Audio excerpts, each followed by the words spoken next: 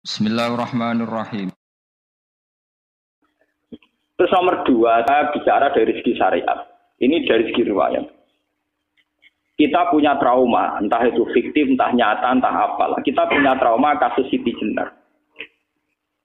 Orang yang mendalami la ilaha illallah secara intensif, ya, entah itu disebut kalimat sodo, bosuluk, boseloko, mbah kono semua.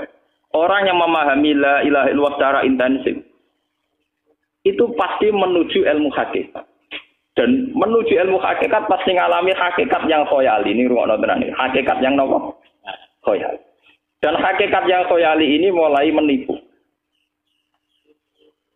Ya, kalau sudah begitu ruwet. Misalnya ngeten ya.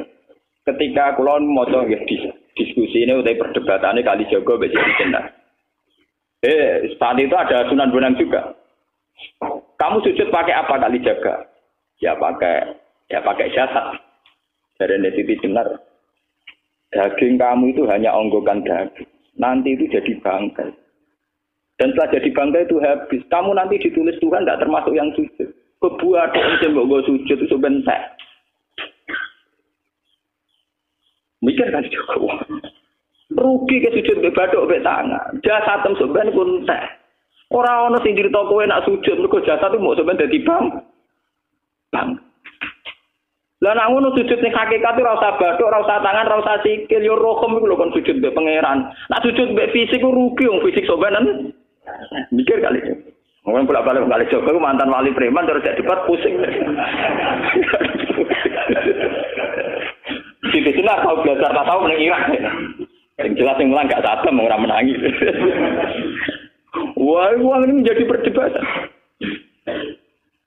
Sehingga keyakinannya kayak Siti Jenar, la ilaha illallah itu ya wahdatul wujud itu, innalillahi wa inna ilaihi.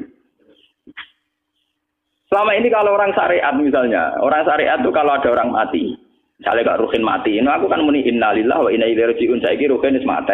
Mati itu balik ning pengen. Itu cara wong hakikat kan salah besar. Orang mati itu tidak ada, cara ilmu hakikat dan orang mati itu tidak ada. Roh ini tersiksa di alam fisik. Jadi ruh-ruh ini tersiksa di alam fisik.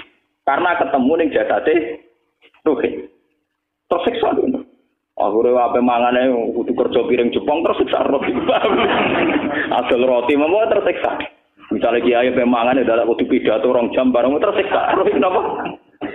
Tersiksa. Mergo roh ora buta mangan, ora buta ngombe, tapi gara-gara melok fisik. Paham ya? Loh ini tenang ini ilmu warai ya bener. Lah kula boten. Sampeyan betul lho guru waras maksudnya enggak. Artinya waras secara akademik karena ada referensi, ada marojek nggih.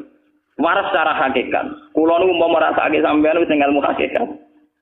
Artinya saya juga ngalami ilmu hakikat. Lan ketika sing aran hikam wong ora tau muka safar ora jadi ulama. Terus entah sekian detik ulama itu harus pernah muka safar. Biar merasakan ilmu nopo aja. Tapi ilmu hakikat itu bisa dilogika kan sebelum sampai secara musyahadah. Paling enggak bisa sampai secara logika. Manusia itu mulai Nabi Adam sampai sekarang itu kan punya roh dan roh itu tidak makhluk. Ya, roh itu tidak makhluk. Ketika roh itu diletakkan di jasad dia itu tersiksa.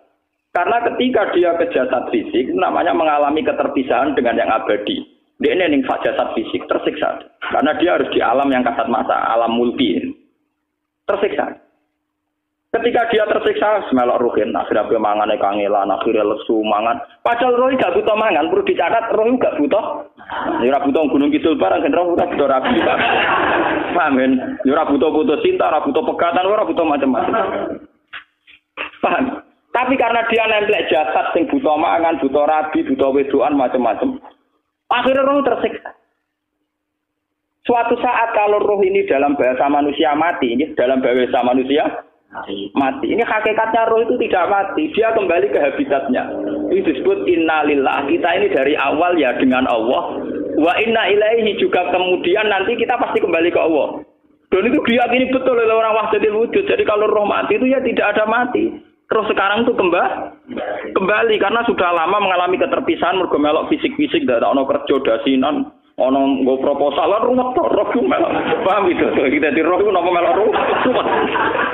Lah roh yo tersiksa aku ora butuh mangan, yo ora butuh proposal bocah ngalor. Itu tersiksa. Walhasil ngono iku cara ilmu tasawuf bahasa Arab jenenge wahdatul wujud, kena Jawa Yogyakarta Solo keadaan iku jenenge manunggaling kawula. Mergo sing rawan ngono rugen to, Pak. Nek kita terangno detail.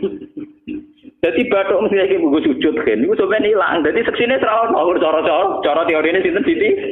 Rugi kowe. Bukan jadi ya kendur. Kali coba mantan preman jak debat terus ora ngono mbok terus tak pateni kowe. Lah debat ini biar iso. Premane kumat. Ya sampeman jak debat ilmi. Ngono ku model. Kali Joko yo ora salah. Dise Dina Umar nggih ngoten. Umar sahabat top. Lah jak debat atau milih tak patenane ya Rasulullah.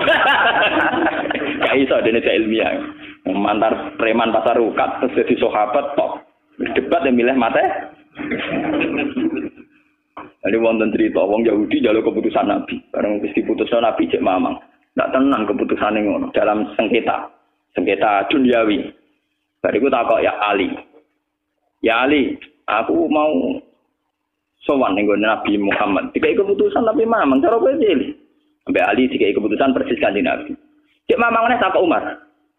Apa marah aku mau sing gone Muhammad, sing gone Ali dikai keputusan kok mamang mar. Cara kowe piye? Urusan dunya. Ndani itu. Entah dia melepuh buat apa? Uang diputus Nabi ora marah. Buat mati. Awe. Mereka mantan apa?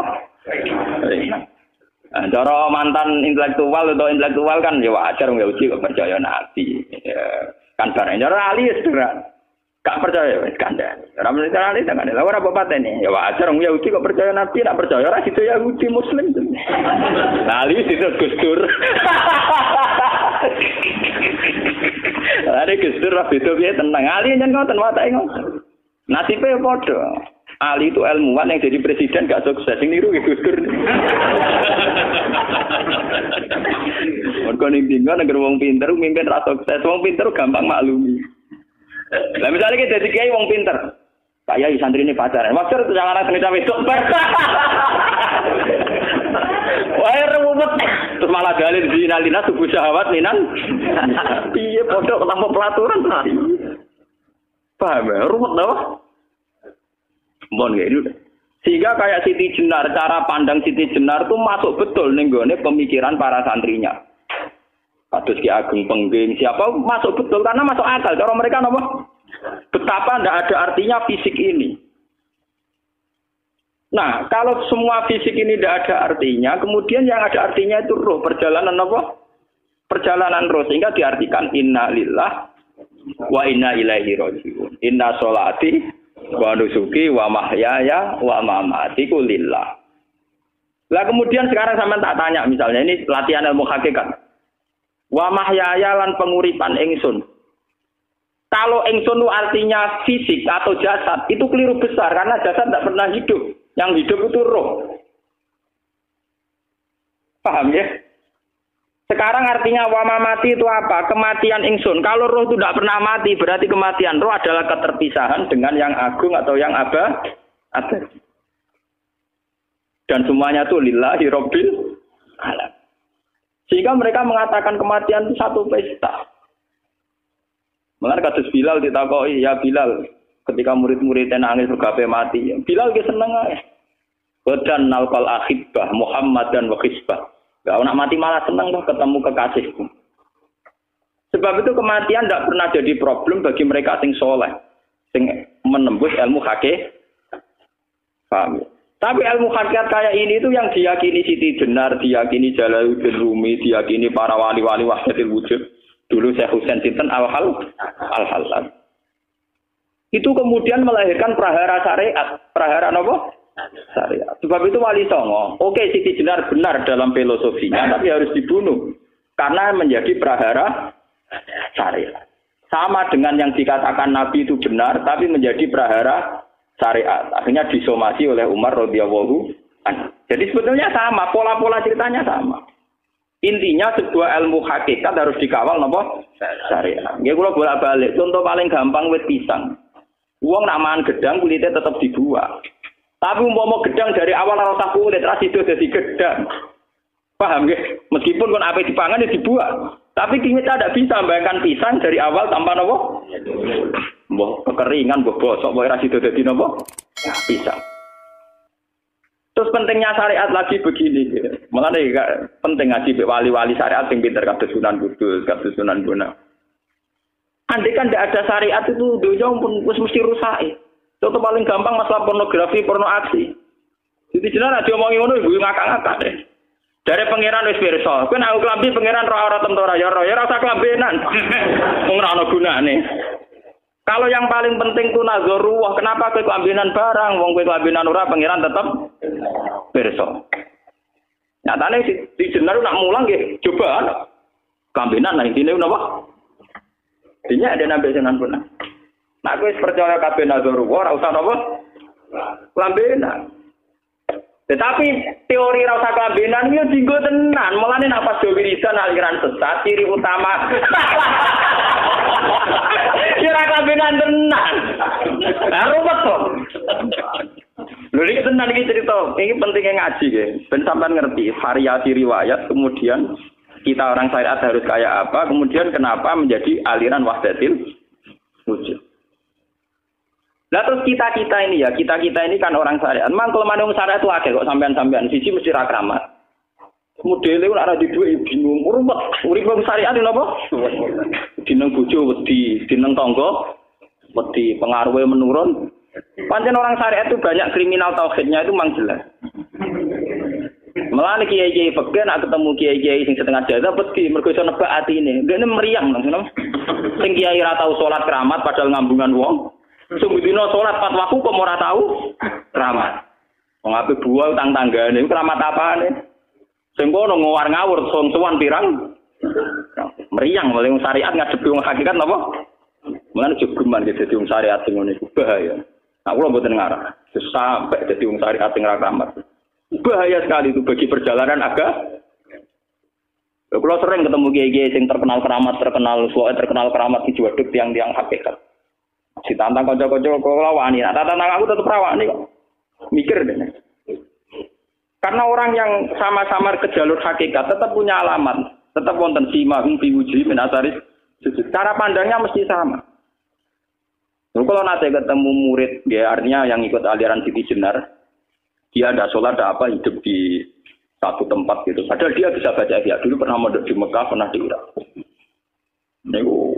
Ya meresahkan para kiai. Kemudian sebagian mereka minta saya suruh ketemu. Ya walhasil ketemu pertama ya. Jadi harus tapi zaman roh jenengku itu pernah tak arani muka sapa. Nggih biasa mawon. Kula ora usah kenal jenengan nggih kenal. Dadi kula nggih biasa mawon. Lah niku pernah ngajari ajaran ning. Saya Gus ning donya tak anteni mau turu-turu ngenteni mati ngono lho Gus kok repot. Ucapan kula terus enak.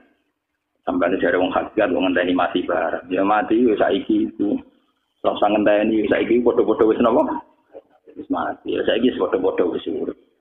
Wis padha kabeh. Nah, cara ilmu hakikat kan terus sama semua. Napa? Sama semua. Tadi makanya itu tadi. Kalau baleni lagi, logika hakikat itu begitu ya. Roh itu ditiupkan oleh Tuhan ke kita. Kemudian roh karena ikut alam fisik, alam jasad, roh ngalami yang kita alami. Nggih. Ketika roh ngalami yang kita alami, dia tersiksa. Nah, ketika roh sudah terpisah dari jasad yang mengekang, yang memenjara ini, dia senang terus kembali ke Tuhan. Ini disebut inna lillahi wa inna ilaihi. Nah, jasad ini kemudian menurut ilmu hakikat nggak ada gunanya sama sekali total. Hilang di telan tanah. Nah, kalau begitu jasad ini nak mbok agul-agulan. Gusti bathuk kula tak nggo sujud tangan kula ndi buktine tangan wis ra ono. Bathuk wis ora. Mulane dari Siti Jenar, hanya wali bodoh kayak kalian yang punya ajaran bodoh begitu. Malah rasupan terus. Mulane Sunan Kalijaga semangat kon mateni mergo tambah omongane glodro ndi. Tapi yang enggak disadari Siti Jenar yaitu tadi. Inti dari ilmu hakikat itu kan tunduk sama kersane Tuhan. Kalau sudah tunduk pada kersane Tuhan, kalau kersane Tuhan roh kita harus di jasad.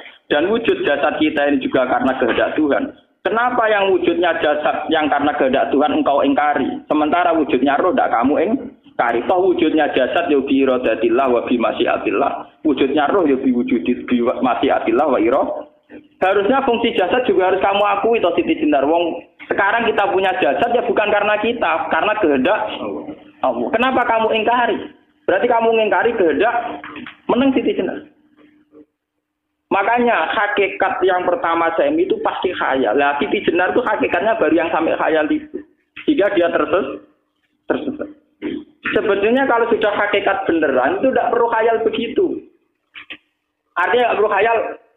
Jasad kita sing senajan ora ana gunane ini. Tetap piye wae wujudnya karena kehendak Allah. Juga kita harus terima. Apapun kekurangannya, apapun kenaifannya, ironisnya harus kita terima. Ini sebagai bentuk penerimaan kita pada masyiatil. Begitu juga keadaan roh kita sebagai penerimaan atas masyiatil. Meskipun ada teori-teori roh yang lebih valid. Lebih valid misalnya begini. Kanjeng Nabi itu suatu saat ininya terputus karena perang Uhud. Itu Kanjeng Nabi dia dolanan drijine ini. Napa cara niki napa dari jemari ini Nabi putus. Iki dolanan. Jadi Nabi sendiri kadang sering ngajarkan ilmu hakikat. Hal lagi illa usbun udmiyat wa fi sabilillahi ma la fi. Kowe ora trimo fisik, bentuk fisik jari jemari sing ditebir berdarah. Tapi nak kue fisabilillah ayo wis balik ning habitatem. Jika kenapa para sahabat itu ketika dicincang, ketika putus tangannya, putus kakinya, sahabat yang usul ke ilmu hakikat itu malah senang. Karena jasad kita ini kan ila sabilillah menuju jalan Tuhan. Sekali dia sudah terluka fisabilillah itu sudah menemukan formatnya. Cara teori Cina bisa menemukan formasinya. Paham gitu? Ora kok malah ngeluh itu berarti goblok kok nak ngeluh paham tak? Paham apa? Jadi, makanya Nabi ngertikan, ya itu sudah ketemu formatnya. Ketika rohnya para syuhada nanti kembali ke Tuhan, ya ketemu formatnya lagi. Itu disebut wala taqulu lima yuqtalu fi sabilillahi amma. Dia tidak mati sesuai formasi awal, yaitu roh kembali ke Tuhan dan jasad ikut mengawal.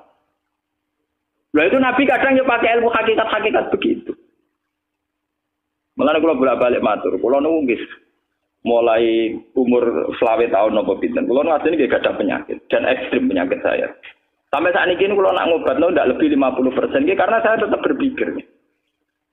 Misalnya cara syariat kan berubah, tapi cara hakikat apa betul keberadaan saya di alam ini penting. Sehingga aku kepengen urip tak bela-belani ngantekan ratusan juta. Jangan-jangan penting mati ku timbang uripku. Lah nak ngono lha apa tak bela-belani? Entek ratusan juta. Jadi misalnya kita berobat ya mau, ya dari Nabi kan berobat. Pokoknya kita Islam masih mau geruduk kadang orang paham. Sekali kamu mengamati dengan sisi hakikat, coba sekarang sampean pikir, coba sekarang nggak pakai logika hakikat, pakai logika syariat saja. Saya ini misalnya asetnya 10 juta, misalnya, saya punya aset 10 juta. Tapi misalnya aku rugi nawar atau dipengaruh di masa depan soalnya. Kalau kulo kan soalnya cara teori di masa depan. Misalnya kulo rugi, artinya kere di duit 10 juta aset. Tujuan saya sembuh kan supaya aku iso sembuh sehat, engkau iso kerja untuk anak. Tapi karena saya sakit nanti operasi tidak 10 juta. Operasi tidak 10 juta. Wong aku repera mesti iso marisi anak. Apa meneh nek 10 juta tak ada gue berobat malah jelas ra iso marisi. Lah anak ngono penting matiku ya dibagi 10 juta. Karwan iso diwaris langsung. Sementara anak aku mari dibiayai 10 juta rong mesti mari 10 juta mesti entek. Artinya tidak ada jaminan kalau berobat itu secara visi ke depan lebih baik. Soalnya malah ngentekno donya enggak jelas akibat positifnya. Misalnya tetap lumpuh duit entek. Teori loh, Bapak artinya apa? Teori hakikat tetap lebih benar bahwa hidup itu tidak ada artinya, semua itu tidak ada artinya. Berobat apa enggak berobat semuanya tidak ada arti. Teori loh gini. Sehingga kalau kita tengah-tengahnya aja tengah-tengah, kados kula misalnya loro nggih berobat. Gusti separuh kula nglakoni syariat, tapi sebagai kula ulama fikih nggih separuh kula lakoni napa? Jadi kula tetap mboten ngarah obat 100%. Tapi orang ngarah berobat wong kula tiyang napa? Syariat. Tapi memang faktanya itu begitu. Cara Kanjeng Nabi kadang Kanjeng Nabi berubah. Kadang Kanjeng Nabi wis nikine tercincang dige guyonan. Wa laki illa usbuun udwiyat ora mbok driji sing gak melok-melok. Nah, bukti bahwa jasad ini begitu tidak penting. Kayak Sayyid Hamzah. Mulai Sayyid Hamzah nganggep wahyu bentone ra karuan. Kalau teori Siti Jenar itu benar, teori Jalaluddin Rumi benar teorinya ya, orang kok ra salate lho nggih. Maksudnya kok nganut ra salate. Benar cara analisis roh. Ketika Sayyid Hamzah dinyatakan mati oleh manusia, oleh hukum manusia dinyatakan mati karena dia sudah tidak bergerak. Dalam teori hakikat kan rohnya Sayyid Hamzah sudah fi khawasili tuyurin khudrin. Rohnya sudah diambil Tuhan, tidak mati. Paham ya? Ketika rohnya Sayyid Hamzah sudah diambil, jasad ini sudah tidak punya rasa. Sekarang secara syariat kasat mata kita tahu, wong jasad nak diinfus, di sayat-sayat dioperasi ora kroso. Apa meneh saiki ruhe wis bisa. Lha ya jasad itu cek gampange dioperasi dibius saja terus tidak kerasa. Apalagi rohnya sudah diambil. Nah saiki bayangkan ketika Sayyid Hamzah itu sudah di atas. Niku kira-kira delok wahsi ra wong bentuk. Lho wong kok baca igabus. Ketika jasad benar-benar tidak penting, kemudian jasadnya Sayyid Hamzah kan dicincang oleh wahsi. Ketika rohnya sudah diambil kan Hamzah tidak merasakan kan. Berarti Sayyid Hamzah guyu-guyu wahsi. Wahsi cek bentuk nih gabus dicincang. Paham ya? Lho niki tenan.